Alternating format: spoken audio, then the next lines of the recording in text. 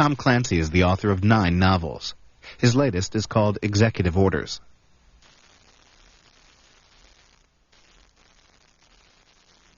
Tom Clancy, have you ever had an experience where somebody in government's come up to you and said, because I read your book, I changed the policy? Not directly, no. Although, as a result of Red Storm Rising 10 years ago, NATO changed its policy in a small way on something. How did you find out then? A year later, somebody told me. Hey, did you ever want that to happen when you started out writing? It'd be very intellectually flattering, but if government changes its policy based on novels, it means they're not, the people who are making the policy aren't thinking very much. Of course, it is the government. Did you ever work for the government? Never. No. Government takes money from me. I don't take money from the government. Did you ever serve in the service? Never. Did you ever want to?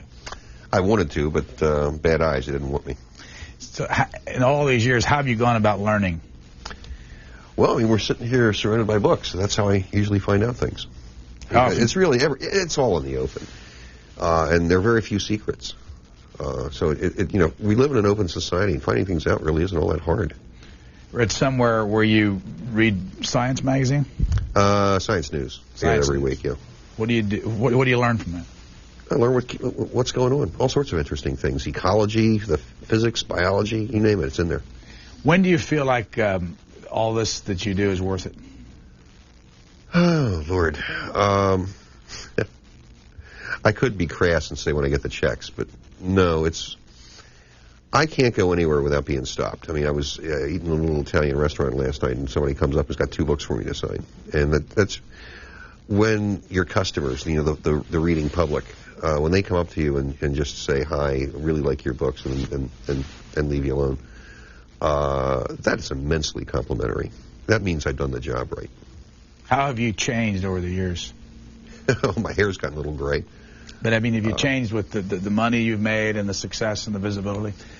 I really don't think so, but probably that's a question you would be better asked to someone else, because you know, from the inside it looks pretty much the same. And if I've turned into a jerk, I haven't noticed it, but maybe somebody else has. Where were you born? Baltimore, April 12, 1947. Where'd you grow up? Baltimore. My dad was a mailman. What impact did that have on your life? He was my dad. And, you know, that's how he earned his living. Is he still alive? No, Dad unfortunately died last year. You went to school where? It was all Catholic schools. Grammar school was St. Matthew's on Loch Raven Boulevard in Baltimore. And then Loyola High School and Loyola College, which are both Jesuit institutions.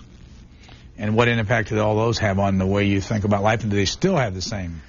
If you've got 8 years at Jesuits, they do have an impact on you. Mainly you get a good education, and they teach you to think.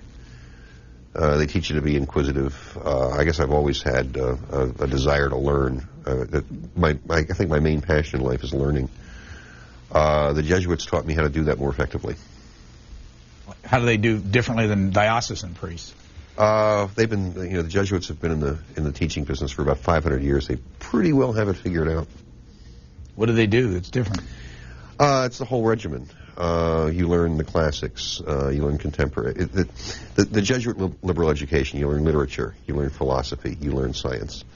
You learn communication skills. They make you learn everything, not just narrow down like a technician on one particular thing. What did you study in college? I majored in English literature because I wasn't smart enough to be a physics major.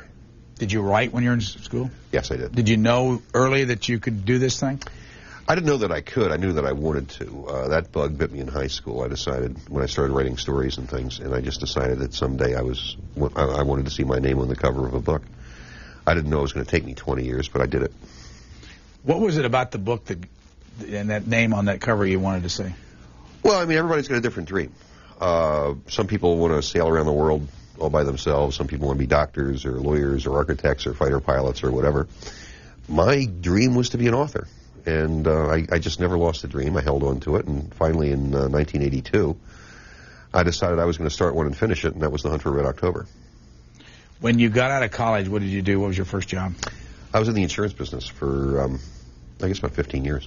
Did you write while you were in the insurance business? I tried to, yeah. And when I wrote The Hunt for Red October, I had my own insurance agency, and working 6 days a week. That's kind of one of the things you do if you have your own business. And I picked up my IBM Selector typewriter and lugged the son of a gun home every night and wrote at the office and wrote on weekends until I finished it. What was the next step after you finished? Did you have an agent? No, I didn't have an agent then. I drove up to Annapolis. I had to make a business call at a marina in the Annapolis area, and on the way back from the business call, I just dropped the manuscript off at the Naval Institute Press and drove home, and then sweated for 2 weeks to see if they were going to like it. What did they say? They told me I should rewrite the whole thing. The whole thing? The whole thing. And they gave it out to 2 naval officers for a technical check, and the original manuscript had a number of technical goops. And then I did a couple of rewrites, and they finally bought the book in I think it was November of 1983. Then we went through the editing process, and it was published in October of 1984. By the Naval Institute Press? Correct. That was their first novel. Who are they? Oh, it's a little university press. It's not technically attached to the Navy, but it's sort of a Navy mouthpiece. Did you ever get a final total? I know it still sells, but how many it sold up till now? Oh, in hardcover, I guess somewhere around 400,000. The great majority of which were, because in the first year. It was on the Times list for 20-some weeks. That really happened as a result of President Reagan more than anything else. And then, of course, I switched over to a mainstream publisher, Putnam, up in New York. What did Ronald Reagan have to do with the sale? Well, it's kind of an odd series of events. A rather nice lady used to live in Washington, Nancy Clark Reynolds. She was a PR type person. Got the book through a circuitous route. Jerry O'Leary, he's dead now. He was an editor with the Washington Times. And a retired Marine colonel had bought the book mail order from the Naval Institute Press. And he read it and liked it. And he found out that Nancy was going to be flying down to Argentina. And the American ambassador to Buenos Aires back then was a fellow named Frank Ortiz, and was a friend of Jerry O'Leary. So he asked if Nancy would take the book down and drop it off at the embassy, and she said sure. And she read the book on the airplane and liked it, and it was Christmas season in '84. And so she went out and bought a whole case of books. It was 28 copies, one of which went under the tree of President Reagan. Well, one of the things people didn't really know about President Reagan was he was a big reader. He read 2 or 3 books a week, and he read mine and he liked it. And he started talking it up around the White House, and a reporter with Time magazine named Alexandra Staley decided to write a book about me and the book and the president, and Shazam! I started in the national lists, and really makes me glad I voted for President Reagan. No, but you go back to my first question. Did that have an impact on him, do you think, in any way? No. I mean, by that, he was into his second term then. And, President Reagan, I think, is going to be remembered by historians once we get past all this political bullcrap that pervades this town. I think a generation or two down the road, President Reagan is going to be remembered very fondly as the man who was instrumental in the demise of the Soviet Union and really bringing peace to the world. If you consider the historical model that we have today, it's unprecedented. We live in a world that's absent the likelihood of superpower conflict. And this is the first time this has happened in all of recorded human history. Like, this has never, ever happened before, that there's not a chance or a likelihood of war between major powers.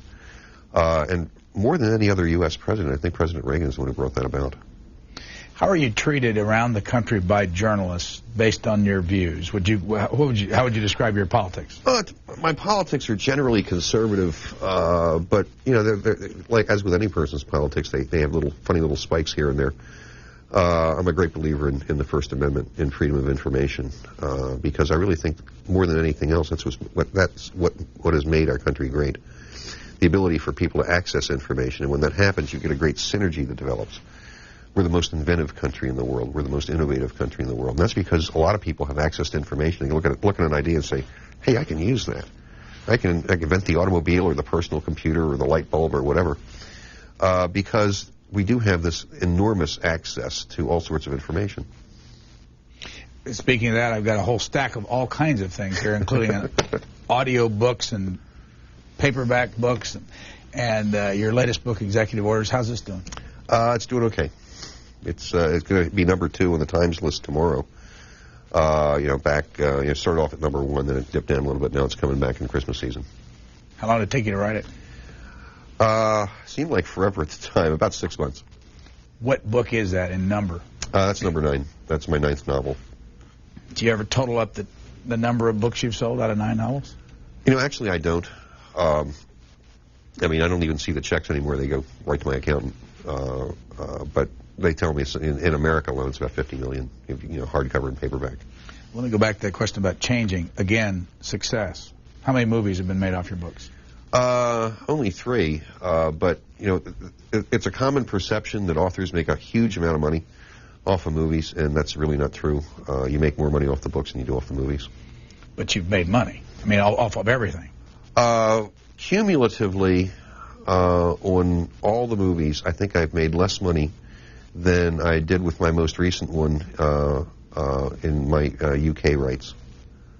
But the point of my question. In other words, I make more money off one book in England than I have made from all 3 movies. How many translations are there around the world? Oh, God, a bunch. You can buy it literally anywhere in the world. But back to the success thing. You've made a lot of money in your life. It's different than being an insurance agent? I tell people it's kind of like an instant cure for leprosy. You know, obviously, if you say, I'm an insurance agent, you know, people do this, but they say, best-selling author, they invite you in for drinks. But what's again, after being a success, have you accomplished what you wanted to accomplish? Well, yeah, I guess so. I mean, I've seen my name on the cover of a book 9 times now. But really, you always, once you get to the end of one rainbow, you find the beginning of another. And so now, you know, I have other things to keep me busy as well. I mean, I've started a new company to do computer games. This is it right here. Yeah, that's the first game. SSN is an acronym, the naval acronym, which means a nuclear-powered attack submarine. And it really teaches, it's sort of a tutorial in how to drive a submarine and survive in combat operations. I've got a foundation for sick kids. It's called the Kyle Foundation. It's named for a little boy I got to know who died of cancer. I'm part owner of the Baltimore Orioles, so I have a lot of irons in the fire. How many kids do you have? I got 4. How old are they? Oh, the oldest is married now, and the youngest is, I think, in 5th grade. Any of them writers? I hope not. I want them to do something really useful with their life, like to be doctors or engineers or something. You don't think being a writer is useful? You know, honestly, if I had it to do all over again, I probably would have gone into medicine, because the profession I most admire is medicine. I do things occasionally with Johns Hopkins Medical School. I know a lot of the people there, and the guys who push back the frontiers of human knowledge, and the guys who do the really tough stuff like pediatric oncology, you know, taking care of kids who are suffering from cancer, those are the best and most courageous people I've ever met. But people look at you and they say, that's what I want to be. I want to have been the insurance man and go aim higher. But go back to the beginning of all this. What I know you've been asked this before. What advice do you give someone that dreams about being a great novelist? Number one, forget about being a great novelist. Just try to finish the damn book. I mean, there's a group on the internet that I belong to, and a lot of rookie writers who are trying to make it. And the quote that I've given them all is, just write the damn book. Too many people who want to write, all they do is think about it or talk about it or piddle around with it. It's work. And if you don't do the work doesn't get done. And it really is that simple. Where do you write? At home, wherever I can plug in a computer. So you write on a computer? Mm-hmm. Laptop? No, I can't stand those little keyboards. I use a Mac, and it's got a great big extended keyboard. By the time you're ready to write, have you made notes, made outlines? No, I don't do outlines. And that's, every writer is different. I mean, writing is a very individual way of doing work. And all of us have a different system. In my case, I just turn on the computer in the morning and take off from where I stopped the day before. What day do you start? I mean, what time of day do you start? Usually about 8 o'clock. Wake up around 7 and read the paper and drink my milk and listen to NPR Morning Edition. And so, just wake up, get the cobwebs going. Go upstairs, light up the computer. I'll start by editing what I did the day before to synchronize my brain with the task at hand, and then just write for about 4 hours. I remember the latest book's long. I never thought I'd finish it. Did you have did the publisher give you a number of pages you have to write? Actually, I think the probably would have been just as pleased if it was only half as long. But this book, is different from, well, every book I've written has been different from all the others. I never, I don't want to write the same book twice. This one is sort of an exploration of the presidency. You know, what is it really like to be president? I don't think anybody's ever really done that before. And so, one of the things I learned is a great respect for Alan Drury and his political books. And I didn't know until I started writing this one just how hard it is to write one of those darn things. What was hard about it? First of all, the complexity of the presidency. You know, trying to treat the presidency with a certain degree of fidelity. You know, all the nonsense and clutter that comes into the president's office, and he has to deal with it when you really, and particularly in the case where Jack finds himself in, where most of the government's been blown up, and he's got to, you know, he has to think about and act upon so many different and divergent things. And I don't think anybody's really quite, you know, done that before, and I wanted to be the first. And I'm pretty pleased with the way it turned out, but it was kind of like the ever-ready bunny. I didn't think I was ever going to stop writing the darn thing. You've been inside the White House? Several times, yeah. In the Oval Office? Yes. Did you talk to presidents in the Oval Office? I met President Reagan there for the first time. And I tell people it's kind of like going to see God, except the angels carry guns. I got, while I was researching this one, I got in a couple of times, and the most important thing I found out, because, you know, really if you're a writer, you're looking for trivia, and what I discovered was there are no bathrooms on the first floor of the White House. You kill for that kind of information. How long did it take you to find that out? You're talking about the street level. Yeah. Well, you know, the level, the East Room and the East Room and the dining room and all that. There's no bathrooms. You have to go downstairs, except if you're the president, you go upstairs. You have a private one. Did you ask him why? As a matter of fact, I did, and nobody knew the answer except that when they rebuilt the place, they didn't change much. And literally, they changed nothing that you could see. They put in structural steel to make the structure stronger. But it was built pretty much the same way as the architect intended. And I guess they weren't really keen on bathrooms in the late 18th century. When did you do your research for executive orders? Really, while I was doing the book. And as a, you know, in a very real sense, I'm always doing research. My brain is always out looking for information. I just, you know, store it all, and when I write a book, it comes out. People around here are intrigued when you mention, of course, where we work here. Mm-hmm. Do you watch this network? About twice a week, yeah. But this is not, I don't mean this to be self-serving. What I'm trying to find out is, what do you see on the tube through this network that might give you some indication of how this place works, this town? Well, whether or not Washington works is a somewhat more complex question. C-SPAN, it's, you know, as I talked earlier about, you know, one of the things that's made America great is access to information. The government does indeed belong to the people, and what the service C-SPAN provides is to show the people, the people, you know, the guys who are working for them, and I think that's important. And I'll frequently tune into. If there's a bill on the floor or a debate going on that I'm interested in, I'll flip it on and see what the congressmen are yelling at each other about. And what have you learned over the years, and what kind of things can you pick up that the average person doesn't see, maybe? I think the average person sees it as clearly as I do. Number one, you don't have debates in Congress. You have serial speeches among people who've already decided what they're going to do, and are mainly making political speeches, of which they can then videotape and put in their campaign ads when they get back home. This town is not overwhelmed with intellectual honesty, and really I think that's too bad. Have you always felt that way? No, you know, before I became an author, I didn't really get to know many, you know, important people. And one of the scariest things that happens to you is when you meet these guys is that they're not all that much smarter than the people driving 18-wheelers out on Interstate 95. How'd they get here then? They go through the marathon event of all the abuse that a person must tolerate in order to achieve public office. But on the whole, I think the average family doctor is brighter than the average member of Congress. I mean, I'm not going to make any friends by saying that, but I believe it's true. And again, in your research, have you did any former president sit down and talk to you about how they do their job? No. How about former aides? Really, no. But I mean, you know, as I know a lot of people who've worked in the White House at one time or another, and when I talk to people, I remember what they tell me. And does it work? Depends on what you mean. I'd have to say that America has the best government in the world because, we're the most prosperous country in the world. That's more than anything else, I think, because of James Madison and the Constitution, which is, it's almost a magical document in how it has transformed a couple million square miles of dirt into the most prosperous country in the world. And the Constitution is a set of rules which everyone pretty much follows. And if there's magic in America, I think it's found in the Constitution. Our government, for all we complain about it, and God knows I complain a lot, is less invasive than governments elsewhere in the world. And, harkening back to what Thomas Jefferson said, that country is governed best which is governed least.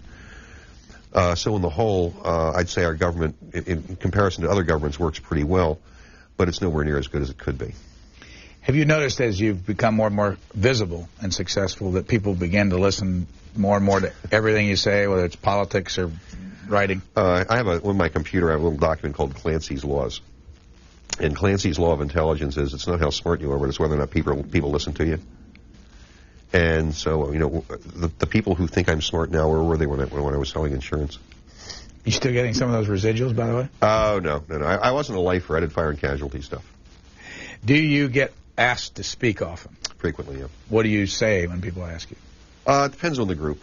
But I talk about the world situation. I know more about national security than anything else.